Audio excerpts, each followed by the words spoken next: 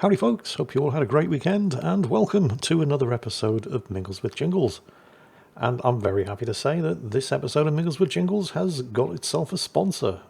Hopefully you're all aware by now that I don't accept sponsorships unless it's from a company or a product that I either use myself or am entirely happy to recommend to you, or both, and that is the case with today's sponsor, Incogni.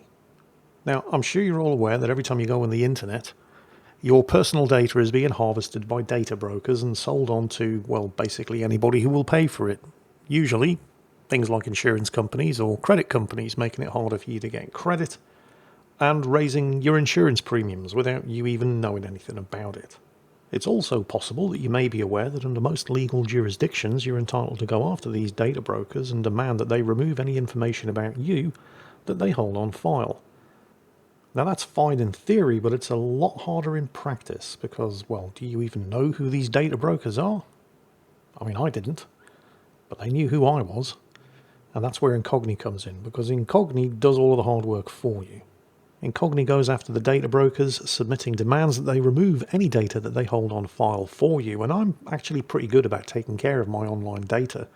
So when I signed up for Incogni's service, I wasn't particularly surprised to find that 69 data brokers that Incogni went after didn't actually hold any data on me, but a further 26 did. And Incogni not only got them to remove any of my personal data, they also slapped them with a suppression order to ensure that they couldn't accidentally re-add me back to their lists in the future, and they keep checking up on them to ensure that they comply with these legal requirements because, oh, would you look at that, sometimes some of them don't. So head over to incogni.com/jingles and use code JINGLES to get an exclusive offer of 60% off. That's incogni.com/jingles and use code JINGLES, or just click the link below to take your personal data off the market. Right, well, that's the bills paid. Anyway, there have been developments. As usual, if you want to skip the whole medical rubbish, I'll try to remember to put timestamps in the video so you can just skip ahead past this bit. But there have been developments. So as I'm sure you're all aware, I was recently diagnosed with diabetes. It's type 2 diabetes, it's not too bad, and honestly, the diabetes isn't a problem. However, I also had a positive fecal immunology test, which indicates the possible presence of bowel cancer, and I've been waiting for a colonoscopy in order to confirm, or hopefully rule out, the possibility of cancer, although given my family history I don't have particularly high hopes. But anyway, at the time I was diagnosed, the doctor contacted the Queen Alexandria Hospital's colorectal department to get them to schedule a colonoscopy. Now here's the thing. In non-urgent cases, they'll get you a colonoscopy within 6 weeks. In urgent cases, it's 2. And when I was diagnosed, it wasn't classified as an urgent case because I had no family history of cancer, and you only actually get a confirmed diagnosis of bowel cancer in something like 5 to 7% of positive fit tests. And at the time, that was all that was, so this wasn't considered an urgent case. However, within about 2 weeks of the diagnosis, I learned from my mother that there is actually quite a history of bowel cancer in my family. So my grandfather, I knew he died of cancer. He died before I was born, when my mother was only 14. Turns out it was bowel cancer. My uncle Ronnie has also had bowel cancer, although he survived. Again, didn't know any of this, although I do now. Something else I didn't know, there's this thing called Lynch syndrome, which is a genetic predisposition to developing bowel cancer. Basically, if there's Lynch syndrome in your family, it's much more likely that you're going to get bowel cancer. And so far, 5 members of my family have been diagnosed as having Lynch syndrome, and those are just the ones that have been tested for it. So, bearing all this in mind, I thought maybe the need for a colonoscopy is a little bit more urgent than we might have first imagined. Of course, the doctor didn't know any of this, because at the time I was diagnosed and I saw the doctor, I didn't know any of this. So it's now 3 weeks after I'd initially been to see the doctor and got referred for a colonoscopy, and I thought to myself, I should probably, show a bit of initiative here and go in and let the doctor know all of this family history. So a week ago, on Monday, last week, that's what I did. Here's the problem, however. That happened a week ago, which means that as of today, it's now been more or less 4 weeks since I was originally diagnosed, so even if I do get bumped up to urgent status and they give me a colonoscopy within 2 weeks, it's still going to have been 6 weeks since the original diagnosis. Now, the hospital have been in touch. About a week after I originally went to see the doctor, I got a letter from the hospital. I thought, oh wow, that was quick. But the letter was basically just them letting me know that I was on the list. And they would write to me again with the colonoscopy date when it became available. So imagine my surprise when just 4 days after going in to see the doctor and let him know, actually it was let her know, although I didn't see the doctor themselves, I saw the receptionist, but just 4 days after going in to let them know about my updated family history developments, I get a letter from the hospital. I thought, wow, that was quick. And then I opened it and read it. And here's the thing. In this country, you get free bowel cancer screening once you hit the age of 60. Now, I'm 54, so yeah, great. My best friend Eddie, bowel cancer killed him last year. He was only 43, so, wouldn't have done him any good either. But this letter from the hospital, honestly, you couldn't make this shit up. It was bowel cancer related, and yet completely unrelated at the same time. It was letting me know that the National Health Service were rolling out early bowel cancer screening for people aged 54, 56 and 58. And it was my 54th birthday this month. So I got an automated letter from the hospital letting me know that I was now eligible for free bowel cancer screening. In other words, the exact same test that I already had 4 weeks ago, which led to me needing a colonoscopy in the first place. So, I thought, woohoo, a letter from the hospital. Oh, right, okay, fine. But then, the very next day, and this is why I'm saying there have been developments, rather than writing to me, which would have been the case if it was a non-urgent colonoscopy, I got a phone call from the hospital booking me in for a consultation with the cancer nurse prior to a colonoscopy, which I am going to have on the 31st of March. So I have a colonoscopy. By the end of the month, one way or another, I'm going to know for sure whether or not I've got the dreaded lurgy or something else. And honestly, due to the doctor's original mishandling of the whole diagnosis, I spent the first 2 weeks thinking that I had bowel cancer anyway. So even if they come back from the colonoscopy and say, well, it's bad news, I'm afraid, you do have bowel cancer, I've already been through that stage. So, I'm already at the acceptance stage. And like I keep reminding everybody, I feel fine. So even if the worst comes to the worst, I'm pretty sure I've caught it early. So, I'm fingers crossed it's all going to be treatable. But let's get that colonoscopy done and find out for sure one way or the other. So that's happening on the 31st of March. Right, anyway, so if you skipped ahead to the timestamp, welcome back. How about some free games? It's Ubisoft's turn this week. Apparently, Rainbow Six Siege is currently free to play on Uplay until this Thursday, the 21st of March. At which point, you'll be able to keep it for the princely sum of $4. So not exactly free, but it couldn't get a lot cheaper. And Rainbow Six Siege is probably one of Ubisoft's better games. It's a good 9 years old now, but it's still holding up and people are still playing it. And you can play it for free until Thursday, at which point you can own it for $4. Bit of a bargain. While we're on the subject of free games, with the Steam Spring Sale kicking off early, technically spring doesn't start until the 19th, but whatever. And the Epic Game Store are also doing a early spring sale. And they're kicking it off with the weekly freebie being Deus Ex Mankind Divided. Although it does suffer a little from being the middle game in the Adam Jensen Deus Ex trilogy, so, it doesn't really lead to a satisfying conclusion because that was going to happen in the third game, and then, of course, the whole franchise died, and, well, yeah.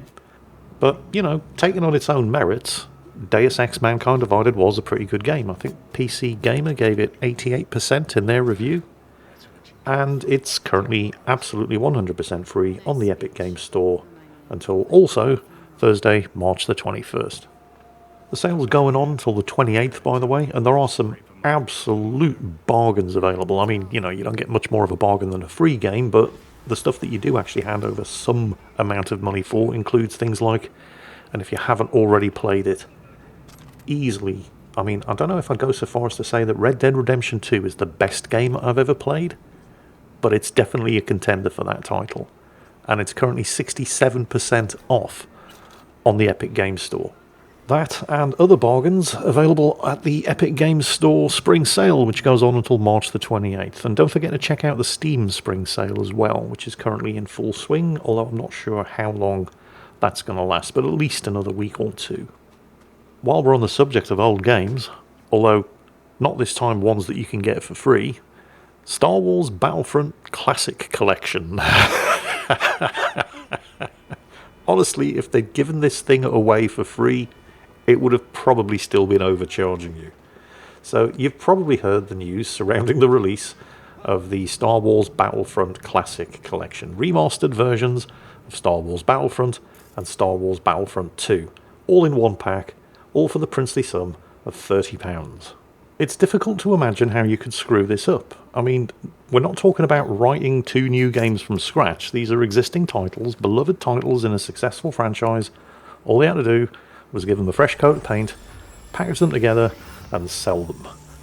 But Aspyr, the developer, managed to find a way to screw it up. In response to overwhelmingly negative reviews on Steam, Aspyr, the developers, released a very, very brief statement thanking the community for, and I'm quoting here, their overwhelming support and feedback. Yeah, that's certainly one way of describing overwhelmingly negative reviews, and promising to fix all of the issues. What issues, I hear you ask? Oh boy, where do we start? Audio glitches, bad controller support, missing cutscenes.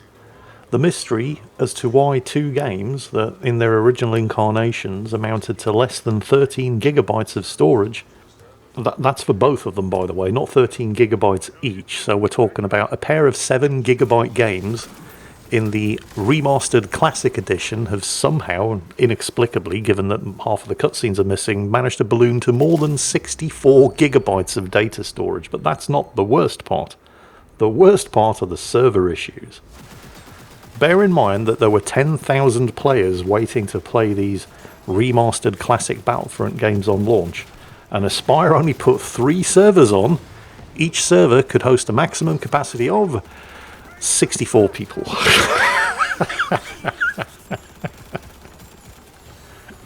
I mean, I'm no systems engineer, but even I can see a problem there. The ironic thing is that a lot of the shit with broken and muddy textures, teams, reinforcements, tickets depleting at twice the rate of the other teams on certain maps, and just the whole not being able to play in the first place. A lot of these issues had been modded out of the original games by the community. You know, the community had fixed a lot of these original issues with the original games, but for the classic remaster by Aspyr, all of these issues are back, and they've introduced more. And despite saying that they would not use any modded content in the remasters without permission, they then went ahead and did just that. The playable character, Asajj Ventress, was exclusive to the Xbox version of Battlefront 2, all the way back in 2005. But a modder reskinned the Ayla Secura character to sneak her into the PC version, so you can tell that the footage from the pre-release launch trailer of the Battlefront Classic Collection is using this mod, because the Ventress character in the trailer is even using Ayla Secura's animations. And funnily enough, later versions of the mod do have Ventress's animations, so Aspyr hasn't even been using an up-to-date version of the mod. The modder was not impressed, especially after Aspyr had promised that they wouldn't use anybody else's stuff for the classic remaster without asking permission, because they definitely didn't ask him permission. None of this bodes particularly well for the Knights of the Old Republic remake either, which Aspyr were in charge of, but they've since been kicked off the project, resulting in a delay of at least another year. Although maybe that's a good thing. Maybe we should take our time, rather than screw that one up as well. In related news, Skull and Bones, yeah, that's right, Ubisoft, you thought you were getting away with it this week. No such luck. Ubisoft are now making up new metrics by which to judge the success of Skull and Bones. Skull and Bones, of course, the $200 million, 10 years in development. Not even as good as the game that it was based on, pirate game where they forgot to put the actual pirate bits in. Not on Steam, of course, so, you know, it's only available on Uplay, so there's no overwhelmingly negative reviews on Steam for us to judge it by. There's also no other metrics on Steam for us to judge it by, things like the concurrent player count or the numbers of copies that it's sold. See, if a game gets released on Steam, there's no way for the developer or publisher to hide the success or failure, because all of that kind of information is publicly available via websites like SteamDB. But because Skull and Bones is not published on Steam and you can only get it on Uplay, there's no way for outside sources to verify how many copies it's sold, how many people are currently playing, how long people are playing for, you know, things like that. Basically, we have to take Ubisoft's word for it. Although we can have a look on SteamDB and find out that the day Skull and Bones released, the number of people playing Assassin's Creed Black Flag, the 10-year-old game upon which Skull and Bones is supposed to be based and which is objectively superior in every way, the number of people playing that spiked 200% the day Skull and Bones was released. So that's not a particularly good look for Ubisoft. Here's our new pirate game. Oh, this is shit. I'm going to go back and play the old one instead. Yeah. What we can... I think it's safe to make a bunch of assumptions based on what Ubisoft is, or more importantly, is not saying about Skull and Bones. Because if Skull and Bones had sold well, then Ubisoft would have been releasing statements bragging about the game's great sales. They're conspicuously silent about how well the game has sold. Bear in mind, by the way, that they were going on about this being a quadruple A title, justifying the $70 price tag, and within 3 weeks of release, the price had been slashed by $25, or more or less exactly the same thing that Bethesda were forced to do following the hilariously dumpster fire release of Fallout 76, which saw multiple price slashes in the weeks after release, where it got to the point where they were almost giving the game away for free in order to just get people in the game so that they could then start scalping them at the in-game Atom store, and then also trying to make the sales figures not look utterly disastrous for the next annual shareholders meeting. Now, I'm not saying Skull and Bones is as bad as that, but the fact that they're not talking about sales, and the fact that they've slashed the price of the game by nearly 40% within 3 weeks of release, there are a certain few assumptions that you can probably make from that. Another thing that they're not talking about is the number of concurrent players. And again, you can make the same assumptions from, well, the lack of that kind of statement too, because if there were a lot of people playing Skull and Bones, then they'd be bragging about how many people were playing Skull and Bones. And they're not. So what exactly are Ubisoft bragging about? Well, in the absence of the usual metrics that games publishers use to lie about how well their game is doing, they've had to make up new ones. Ubisoft says that Skull and Bones has record player engagement. What does that mean? Well, in a note to press announcing the Pirate Game's first season, and I'm quoting from IGN here, Ubisoft said that Skull and Bones has over 4 hours of average daily playtime, which is the second highest ever at the company.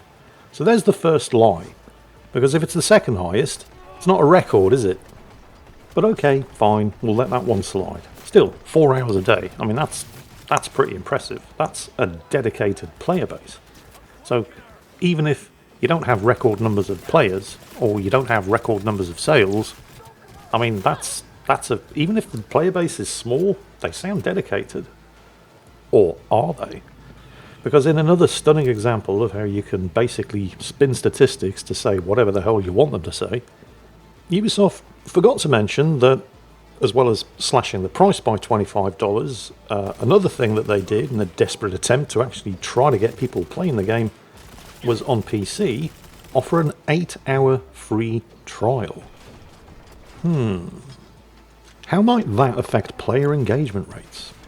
Well, let's run through the likely scenario. Skull and Bones has been released. You've seen the overwhelmingly negative reviews. You've thought, I'm not putting any money down on that, but, oh, a free trial for 8 hours. I'll have a go. So you download it, you install it, you fire it up, you play through your 8 hours of free playtime, you think, this sucks. There's basically nothing to do. And what there is to do is dull, boring and repetitive. Nah, I think I'm going to go back to Assassin's Creed Black Flag instead, resulting in a 200% spike in the number of people playing Assassin's Creed Black Flag. But For the time that you had that free trial active, you put a lot of time into the game, because you knew you only had 8 hours.